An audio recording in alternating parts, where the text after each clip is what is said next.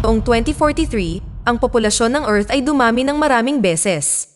Nagkaroon ng napakalaking kakulangan sa mga mapagkukunan ng lahat ng bagay, kaya ang mundo ay gumamit ng mga genetically modified crops na mabilis na ipinamahagi sa buong mundo, ngunit ito ay humantong sa isang nakakagulat na pagtaas ng maraming bilang ng ipinapanganak na kambal sa buong mundo. Ang solusyon na nabuo ay lalong nagpalala sa problema. Ngayon ay walang nakakaalam kung ano ang gagawin. Ang politikal na aktivista at kilalang biologist na si Dr. Nicolette Kamen ay nag-udyok sa federation na magtatag ng patakarang, isang anak bawat pamilya. Isang bureau na tinatawag na Child Allocation Bureau o CAB ang binuo upang ipatupad ang patakarang ito. Ang lahat ng mamamayan ay kinakailangang magsuot ng identification bracelet na ibinibigay ng bureau.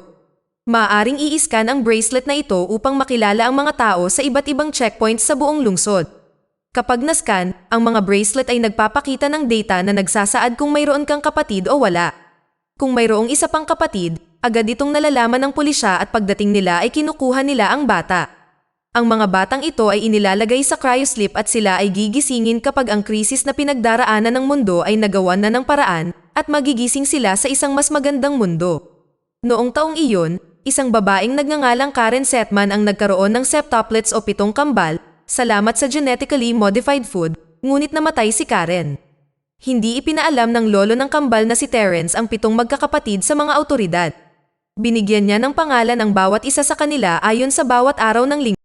Nagpasya siyang itago silang 7 at manirahan ng palihim sa isang apartment na may nakatagong silid na kanyang itinayo. Sinanay niya silang lahat na gamitin ang identification ni Karen Setman. Ang bawat isa sa kanila ay nakakakuha ng isang araw ng linggo upang lumabas at maging Karen. Si Sunday ay lalabas tuwing linggo, si Monday ay sa Lunes, si Tuesday ay sa Martes, at gayon din ang iba pa. Lumaki silang ginagamit ang identity ni Karen. Kapag nakauwi na ang bawat isa sa kanila, ipinapaliwanag nila sa iba kung paano ang kanilang araw. Ang hakbang na ito ay mahalaga dahil makakatulong ito sa susunod na babae na lalabas at magpapatuloy sa pagiging Karen. Lahat sila ay nilagyan ng electronic bracelets na hinak ni Terence para makilala silang lahat bilang si Karen Setman. Ang mga bracelets na ito ay nilagyan din ng GPS upang masubaybayan ang kanilang lokasyon kapag sila ay nasa labas ng bahay. Gumawa din si Terence ng taguan na magagamit nila kapag may dumating sa apartment. Isang araw, si Saturday ay dumalo sa isang paligsahan sa ballet, ngunit nagpasya si Thursday na lumabas at mag-skate, kaya pagbalik ni Saturday, hindi pa rin nakauwi si Thursday. Labis ang pag-aalala ni Terence hanggang sa biglang may narinig silang kumatok sa pinto at lahat sila ay agad na nagtago sa kanilang pinagtataguan maliban kay Saturday.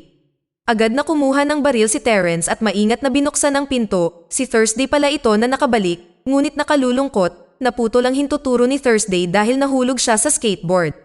Dahil ang lahat ng mga batang babae ay kailangang magkamukha, pinutol ni Terence ang mga hintuturo ng bawat isa sa kanila simula kay Monday. Makalipas ang 30 taon, nang nasa hustong gulang na sila, namatay na ang kanilang lolo at magkakaiba rin sila ng katangian at hitsura. Si Monday ay ang panganay, at siya ang mabuting babae, ang gininto ang anak, ang A-type na personalidad, at sa lahat ng magkakapatid na babae, siya lang ang may naturang identity. Si Tuesday ay ang pinakamasayahin, na parang nakawalang kanyan. Si Wednesday ay ang athletic, ang palaban sa grupo. Si Thursday ay ang pilyong babae. Siya ang rebelde at hinahangad niyang magkaroon ng sariling pagkakakilanlan at autonomiya. Si Friday ang pinakamatalino, ang computer geek at nakasalalay ang buhay ng magkakapatid na babae sa kanya, ang kanilang trabaho at ang kanilang tagumpay dahil kay Friday. Si Saturday ay maaaring tumambay tuwing Sabado, mag-aral sa bahay at hindi kailanman pumasok sa trabaho sa kanyang buhay, kaya siya ang mabangis na bata, siya ang maswerte sa lahat, nakakapagsaya siya tuwing Sabado. At si Sunday ay ang tagapag-alaga, nagsisimba siya tuwing Sunday at siya lang ang makadiyos sa grupo.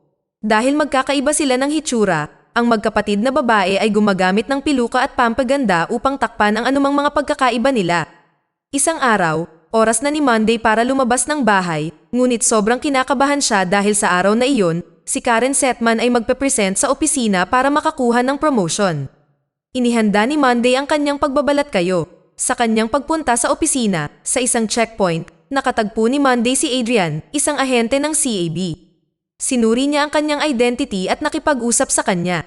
Pagdating sa trabaho, nakatagpo ni Monday si Jerry sa elevator na naghahangad din ng promosyon.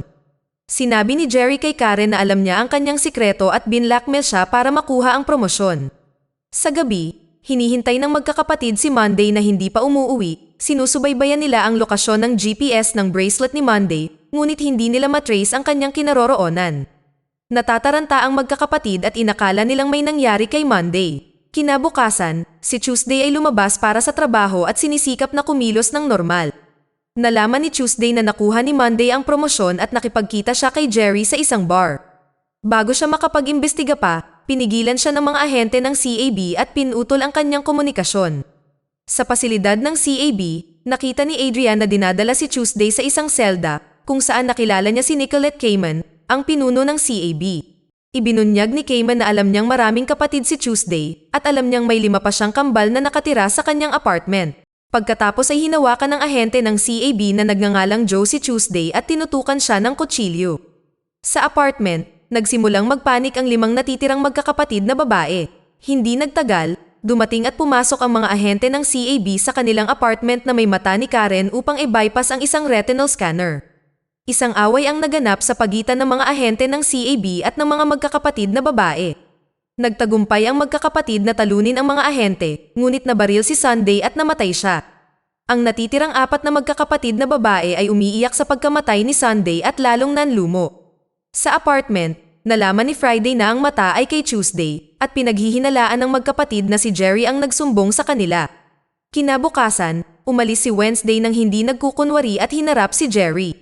Gayunpaman, lumalabas na walang alam si Jerry tungkol sa identity ni Karen bilang isa sa 7 tao. Ang alam lang niya ay may kontrata si Karen kay Nicolette Cayman.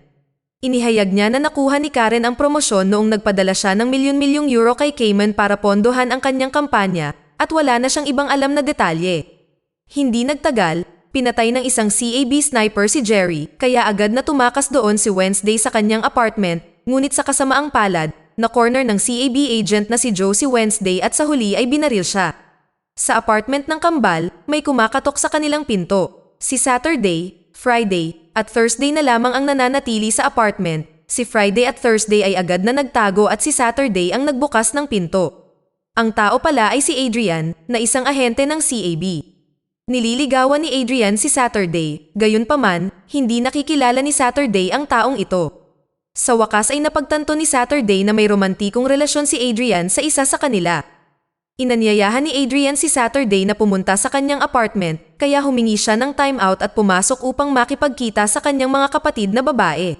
Sinabi ni Thursday kay Saturday na sumama kay Adrian dahil CAB agent si Adrian kaya baka makakuha sila ng clue tungkol sa kinaroroonan ni Monday. Sinabi rin ni Friday kay Saturday na palihim na e-sync ang kanyang bracelet kay Adrian para ma-hack niya ang server ng CAB. Sa wakas ay pumayag si Saturday at sumama kay Adrian sa kanyang apartment. Sa kanyang apartment, si Saturday ay naghukay ng impormasyon mula kay Adrian. Si Monday pala ang palihim na nakikipagkita kay Adrian. Pagkatapos ay lihim na sinink ni Saturday ang kanyang bracelet kay Adrian gaya ng iminungkahi ni Friday. Nagbigay daan ito kay Friday na makakuha ng access sa server ng CAB. Sa isang video feed, natagpuan nila si Monday sa isang holding cell. Pagkaalis ni Adrian sa apartment niya, agad na sinabi ni Saturday kay Friday at Thursday na si Monday ang palihim na nakikipagkita kay Adrian. Kasabay nito, dumating ang mga ahente ng CAB at pinatay si Saturday sa harap ng mga mata ng kanyang mga kapatid na babae. Samantala, ang apartment ng mga babae ay ni-raid ng mga ahente ng CAB sa pamumuno ni Joe. Isinakripisyo ni Friday ang sarili sa pamamagitan ng pagpapasabog sa kanilang apartment para magbigay ng pagkakataon kay Thursday na makatakas at iligtas si Monday. Ngayon, 2 kambal na lang ang natitira, si Thursday at Monday na nakakulong pa rin. Narinig ni Adrian ang tungkol sa pagsabog sa apartment ni Karen at dumiretso siya sa apartment. Doon, nakita niya si Thursday na direktang humarap sa kanya sa kanyang sasakyan, ipinapalagay ni Thursday na si Adrian ang nagsumbong kay Karen. Gayunpaman, walang alam si Adrian tungkol sa 7 kambal na ito. Napagtanto na ngayon ni Adrian na si Karen ay isa palang septuplet at sinabi niyang mahal niya si Monday. Sa wakas ay pumayag siyang tulungan si Thursday upang mailigtas si Monday. Pumasok si Adrian at Thursday sa punong tanggapan ng CAB na may dalang body bag. Dinala siya sa cryosleep room at doon, palihim niyang ni-record ang isang bata na sumasa ilalim sa cryoslip. Sa halip na patulugin, ang bata ay sinunog. Nang pagkakataon na ni Thursday, agad na sinipa ni Thursday ang opisyal at nilagay siya sa cryosleep. Tinulungan ni Adrian si Thursday na makalabas sa cryosleep room at nahanap nila ang selda kung saan nakakulong si Monday, ngunit si Tuesday pala ang nasa selda na kinuha ang isang mata. Sa wakas, sina Adrian at Tuesday ay itinalaga na i-hack ang isang video operator upang ipakita ang nakakagulat na video tungkol sa cryosleep sa isang fundraising event na ginaganap ni Cayman. Samantala, hinahanap ni Thursday si Monday at sa wakas, nahanap niya ito sa isang banyo. Mukhang maayos si Monday, ngunit si Monday pala ang nagtaksil sa magkakapatid. Gusto niyang maging the one and only Karen kaya sinumbong ang mga kambal niya kay Cayman. Nagpadala rin si Monday ng malaking halaga ng pera kay Cayman bilang isang suhol. Naglaban si Thursday at Monday sa banyo at sa huli, hindi sinasadyang nabaril ni Thursday si Monday. Si Thursday pagkatapos ay nag-disguise bilang Monday sa fundraising event at hindi ito napagtanto ni Cayman. Samantala, ipinalabas ni na Tuesday at Adrian ang video footage ni Thursday sa pagsunog sa bata na ikinagulat ng lahat ng nasa event. Sa sandaling iyon, napagtanto ni Cayman na si Thursday ang nasa disguise. Galit niyang hinarap si Thursday at sinasakal siya. Si Monday, na malubhang nasugatan, ay lumabas sa banyo na nakatutok ang baril kay Thursday. Binaril ni Joe si Monday, iniisip na balak niyang patayin si Cayman, ngunit pinatay rin siya ni Adrian. Habang tumetakas ang mga tao, ipinahayag ni Monday kay Thursday na ipinagkanulo niya sila dahil dinadala niya ang anak ni Adrian, sa kasamaang palad, kambal ito. Ibig sabihin ay kukunin ang isa sa kanyang mga anak. Para sa kapakanan ng kanyang mga anak, nakipagdeal siya kay Cayman. Lihim niyang isinumbong ang pagkakakilanlan at lokasyon ng kanyang 6 na kapatid bilang kapalit para sa kanyang pagiging malaya at mamuhay ng normal bilang Karen. Hindi nagtagal, namatay si Monday sa kanyang mga sugat. Sa pagtatapos ng pelikula, inalis ang one-child policy at nahaharap si Cayman sa parusang kamatayan. Sina Thursday, Adrian, at Tuesday ay nananatiling buhay.